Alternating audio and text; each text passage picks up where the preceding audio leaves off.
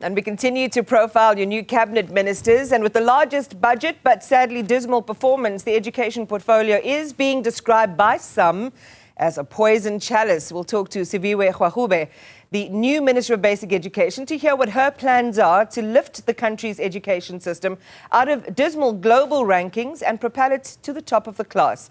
Minister, good morning to you. Congratulations. It's now official. But it's also a big month for you. You celebrate your birthday in a few days' time. What does this appointment mean to you personally? Thank you so much, Iman. Yes, hello to the fellow Cancerians as well. The appointment is obviously, I'm incredibly excited, but also I understand the enormity of the responsibility. I'm not stepping into a department that, as you've indicated in your introduction, that it's a department that all South Africans interact with. It's got 14 million learners that are in the system. And so really the work that we're going to have to do here is immense, and we've got to hit the ground running. And I've already had my orientation with the department and the DG and my deputy, because I think that's going to be very, very important that we work as a team to try and make sure that we turn things around. And of course, I've got my own priorities that I would like to pursue. Okay, we'll talk about those in just a moment, but I want to talk about the serious mountains you have to climb in this portfolio. If we look at the authoritative trends in international maths and science study, it looks at learners between the ages of 13 and 14 in about 40 countries. In 2019, we limped in at second last in maths, last in science. We haven't done well in this benchmark since its inception in 1995. You also have the Center for Development and Enterprise saying that we are facing a silent crisis in our schools, one of the worst performing education systems in the world. They also note that, amongst others, the typical grade 6 child in Kenya is around 2 to 3 years of learning ahead of a grade 6 learner in the Eastern Cape. So these are some massive hurdles that you are facing. What are your thoughts on the scale of the task ahead of you? Yeah, I mean, it is a big task, but I think that it is not insurmountable, Iman. I think that we've got to firstly triage what are some of the key priorities. And as you mentioned, one of the things that we've got to look at is literacy and numeracy in our schools, and making sure that children and learners are able to read for meaning. That becomes important because if we don't get the foundation phase right of learners, then we are essentially locking an entire generation of learners out of an economy of the future. And so we also have an opportunity now as the department, because we've got the early childhood development that has been a phase that has been absorbed into the Department of Education. That also means that we can be able to start with the foundations of good learning at that level, so that we can be able to trace a learner all the way from grade R, and hopefully we can see them matriculate at the end of the year. But also, Iman, I really want us to reorientate the way in which we look at success in South Africa. There's always the big hoo-ha around matric results, and that becomes almost the benchmark. And I think we've got to change that. We've got to have continuous benchmarking exercises throughout the year, so that the matric results are about one aspect of it, but we need to be able to see where are we with our literacy rates, where are we with our numeracy rates, where is the average grade 4 child in terms of being able to read for meaning. And those are the things that I want to instill in the department, that these are the milestones that we've got to see. It cannot be that only at the end of a child's career, of the schooling career, then we are only looking at that kind of assessment. We've got to benchmark ourselves throughout the years. We'll talk more about your team and how you are actually going to effect what you're describing as new milestones. But there is something really important that you also need to manage, and this is the political dynamics. There's been mixed reaction. Navtosa says it's prepared to work with you. Satu, though, is unhappy. The network spoke to General Secretary Mugwena Maluleke earlier this week, and he described your appointment as a, quote, affront to the union, and that the DA has always made them, the union, enemy number one. They also say your party believes they are a stumbling block to education, and they don't believe that you are committed to transformation and equity. We know that as a party, the DA believes that the education system has been captured by the interests of SATU.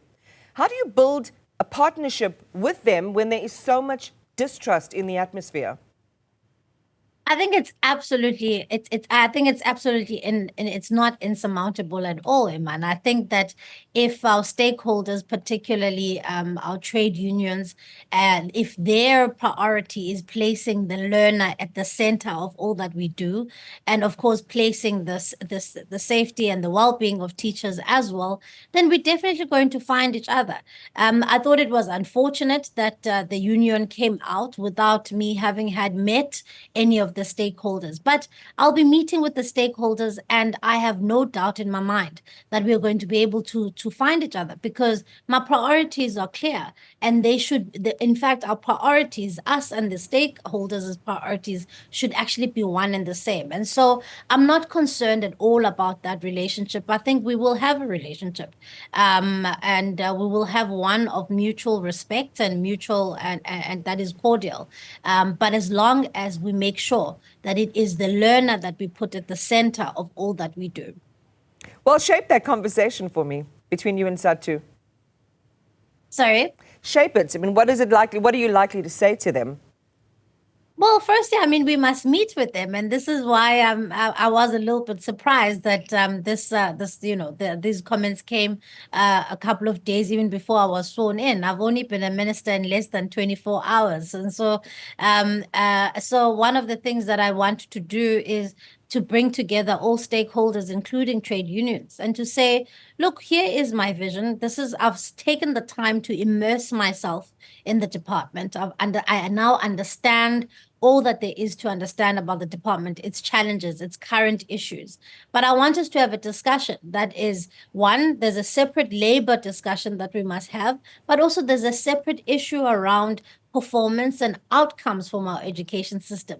And I think often, and the big problem here is that often the two are mixed, whereas they should not be. When we're having a discussion about labor issues, that's separate. When we're having a discussion about how are teachers delivering a service to learners, that's a separate discussion. And also to say to them, my door is open. I will not have all the answers. This is why we need industry experts. This is why we need trade unions as partners. This is why all our stakeholders are important. And so I'm not coming here to deliver on a party mandate. I am the Minister of Basic Education, and that means that I have got 14 million learners that I've got to look after across the country, in all 9 provinces. And so I think there shouldn't be a fear about which political party that I come from. The differences between the political parties are resolved in the GNU and in the political channels. They will not be resolved and tussled with in the platform that is the department. The department must work, and it must deliver its core mandate, and that is to serve the learners of this country. And so I think there's absolutely nothing to worry about. But of course, Iman, I can understand. Change is difficult. My predecessor was in this department for 15 years. And so change is difficult. I am younger. I am fresher. I do have different ideas about how we can really boost the system. But I'm not here to, purge, or I'm not here to fight political battles. And so I welcome the engagement with Satu in a couple of weeks when I'm meeting with other stakeholders. Are you saying Angie Motshekga, your predecessor, got stale?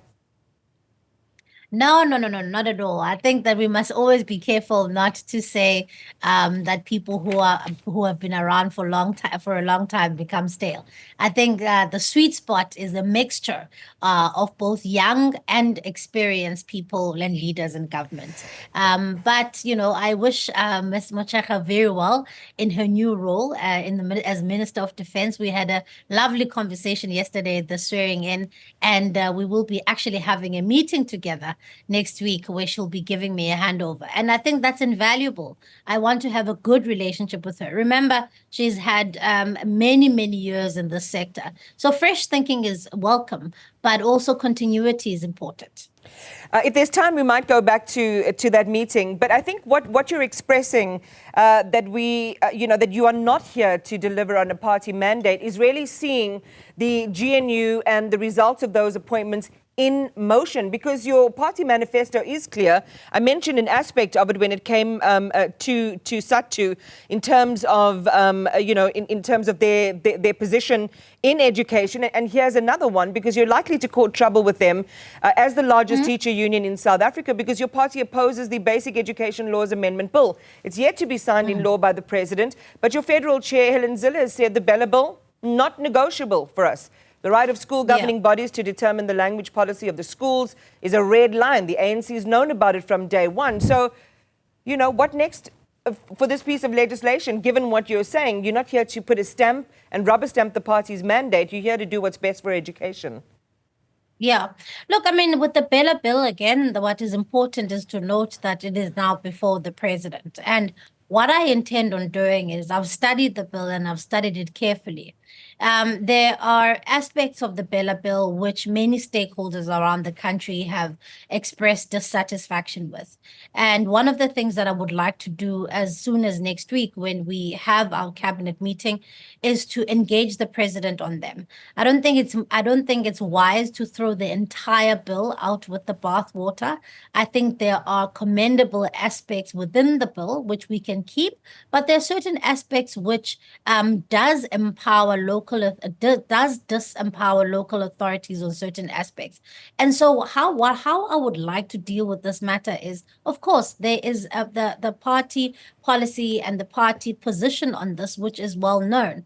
But I would like to deal with this from a more government process point of view, which is to say the president has the prerogative to send the BELA Bill back to Parliament. We can send it back, and there can be aspects of it which can be dealt with. And once they are dealt with, I have no doubt in my mind that it can be able to go back to the president's desk and it can be able to assent it into law. And so I want to be careful not to simply throw the entire thing out, but there are big problematic aspects of it which we've made known about in the opposition benches. But now in this role, what I've got to do is I've got to constructively engage the president to say, these are some of the aspects that we believe are not helpful. Can we send it back to the PC to be able to be deliberated on once again? Other big issues, the SGBs just want you to shut down drugs and violence. Pregnancy rates you've seen in the last fiscal year, more than 150,000 girls between 10 and 19 becoming pregnant.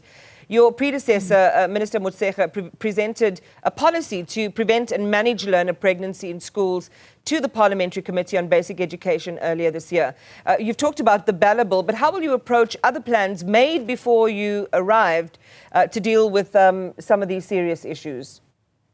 And that's why I think the engagement with the team is very, very important, because I've got to have a good handle on some of these things that are on my table. I mean, there are court cases, for instance, that are ongoing. There are things that are the department has been humming with or without a government for the past month. And so, and of course, I mean, these are social ills that we have got to deal with within the system.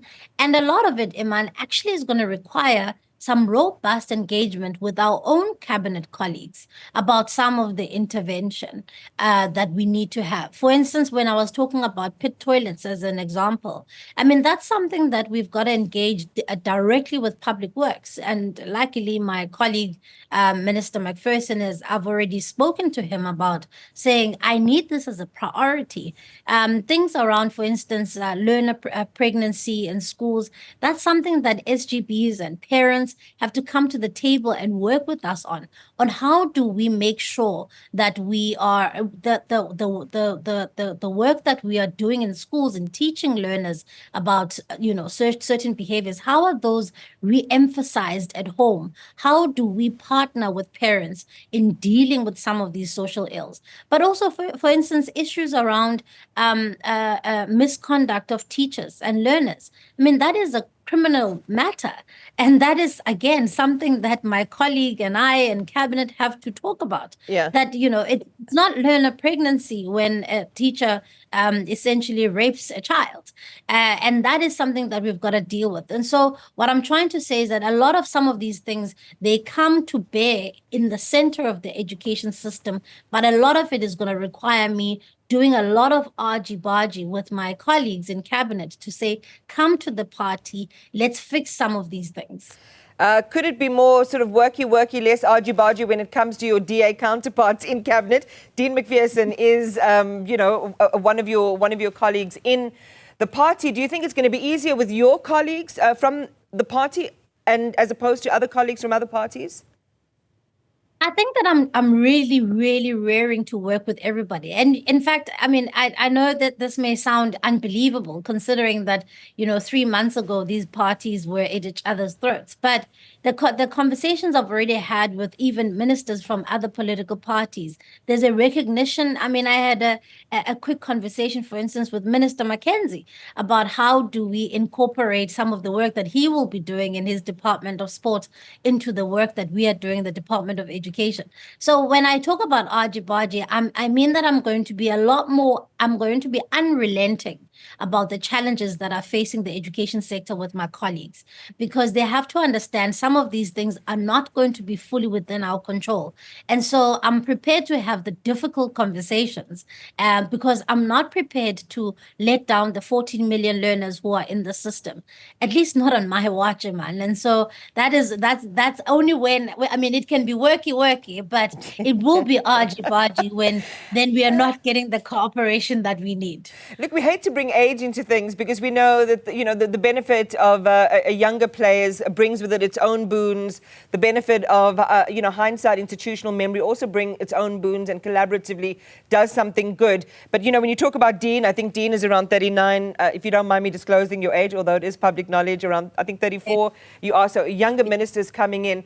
It sounds also like you have this sort of activist mantle that you're wearing as well, Siviwe. Would that be a right characterization? Yeah, I mean, and I think that, and that's why I think it should be a mixture. I think that firstly, I'm glad South Africa is finally getting leaders in politics that are representative of our demographics. I think young people have been really wanting to see themselves represented in government, in parliament, and in various different spaces as industry leaders. So I think it's a positive thing. But I also think it's very important that people with institutional knowledge are not sidelined. One of the things, I had an interesting conversation with somebody who's been working in the sector for many years. And for instance, I would love to have people like that advising in that consultative forum. I don't have the answers. This is not going to be the Siviwe show. This has to be about how do we get the best results. And so, yes, I'm excited. I may be the youngest minister in cabinet, but I will certainly pack a mean punch, and South Africans mustn't worry about that. You talked about the minister. You're going to have your meeting, you say, handover, which I suppose is the natural thing to do. What do you rate as her single most important contribution to the portfolio she leaves now in your hands? I think Minister Motshekga was somebody that has worked through the system for many years. So I think her institutional knowledge is something that, one should not take lightly. Of course, I've been critical in my past role about some of the things in her department. And so I look forward to getting her first take on what it is really like to be in the hot seat in this department, and also for her to share some of the institutional tricks and trade, or tricks of the trade that she may have with me. But of course, I need to stamp my own unique, sort of brand into doing this work. And so I look forward to doing that.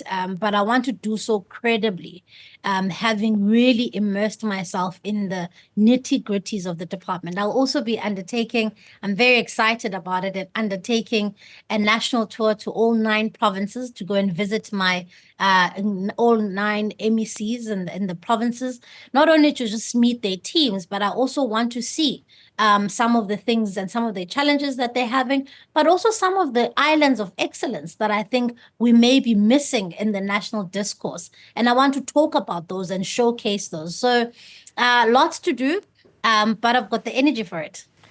Well, we'll watch you in action, and let's hope that those markers, the most important thing, as you say, the most important stakeholders, learners and their families, we see those markers begin to move. Thank you very much. Your new Basic Education Minister, Siviwe Gwarube, hitting the ground running.